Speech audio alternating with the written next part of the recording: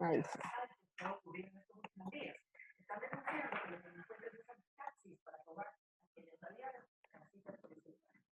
Ahí sí. Muy buenos días, mis niños. Le damos la bienvenida a esta clase del día de hoy. En la área de lengua y literatura tenemos como tema el verbo o accidentes gramaticales del verbo. ¿Cuáles serán estos accidentes gramaticales? Dice, recordemos algo que aprendimos en la clase anterior acerca del verbo. El verbo eran palabras que indicaban una acción. ¿De quién? Del sujeto, que podía ser tanto en personas, animales o cosas. Por ejemplo, el niño pasea, la niña salta o la niña escribe. Los niños corren o el perro ladra. Estos verbos que están subrayados con rojo son acciones que realizaron las personas. Estas son acciones. Dentro de estas acciones podemos decir que una vez identificado en una oración el verbo, podemos descubrir y aprender qué otras acciones hacen el verbo o cuáles son sus accidentes gramaticales. Aquí yo les presento como unas pequeñas raíces. En medio está el accidente del verbo. Son variaciones o cambios que sufre en el verbo, es decir, en la persona. Recordemos que el verbo también se puede conjugar en primera, segunda, tercera persona. Y a su vez está en singular cuando se refiere a una persona o plural cuando se refieren a varias o muchas. Dentro de lo que es el tiempo referente al verbo puede estar en pasado, en presente o futuro. Dentro de la conjugación del verbo podemos decir que también lo podemos encontrar en modos, que son indicativo, subjuntivo, imperativo y condicional. Estas partes de aquí las vamos a ir aprendiendo poco a poco. En esta mañana nos vamos a concentrar cómo identificar el verbo cuando está en primera, segunda, tercera persona, si tiene número y en qué tiempo está conjugado. Es decir,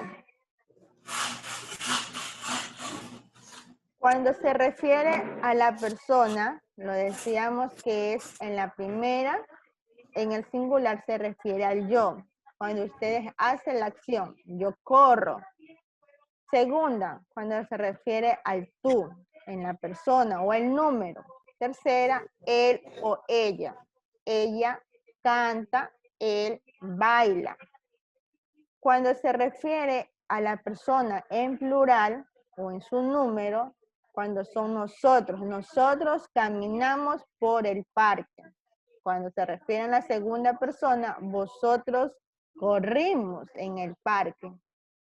Ellos corrieron. Entonces, si se dan cuenta, el verbo cambió al también utilizar lo que es el número. Por ejemplo, aquí tenemos dos verbos. Pedro corre, Pedro respira, Pedro suda o Pedro entrena. Este verbo está configurado en la tercera persona del singular, es decir, uno. Gritar está configurado en la tercera persona de singular, porque es él. Este cuadrito que está aquí ustedes lo van a pasar en el portafolio. Cuando se refería al tiempo era lo que yo les decía, cuando está en presente, pasado, futuro. Por ejemplo, pasado, jugué. Presente, juego. Futuro, jugaré. Si vamos a conjugar el verbo estudiar, yo estudié, yo estudio, yo estudiaré. El verbo ser conjugado en sus diferentes tiempos cambia su conjugación. Dentro de lo que es el modo o el aspecto está el modo indicativo, el subjuntivo y el imperativo. Son acciones que pide el verbo, pero puede ser de una manera real de un deseo o de expresar unos ruegos. Esto de aquí ustedes también este cuadrito lo van a pasar en el portafolio. No vamos a abarcar mucho este tema porque esto vamos a ir disminuyéndolo clase a clase. Aquí tenemos unos ejemplos para poder entender mejor. Cuando nos referimos al número, es en el singular o plural y al momento de ser conjugado o realizar una acción, una oración mediante un verbo, por ejemplo, tú estudiaste, está refiriendo a una sola persona. Si decimos vosotros estudiáis, se refieren a varios sujetos. Varias personas están en esa pequeña oración formada por un verbo. La primera persona del yo escribo, es la persona que está hablando. Yo enseño. Segunda persona, tú lees, es la persona que está escuchando, en este caso ustedes. Tercera persona, él lo sabe, de quien se habla, o ella canta, él baila. Los tiempos en pasado, cuando son hechos ya ocurridos. Presente, cuando están ocurriendo. Y futuros, cuando ocurrirán. Es decir, yo estudié lo que hicimos ayer.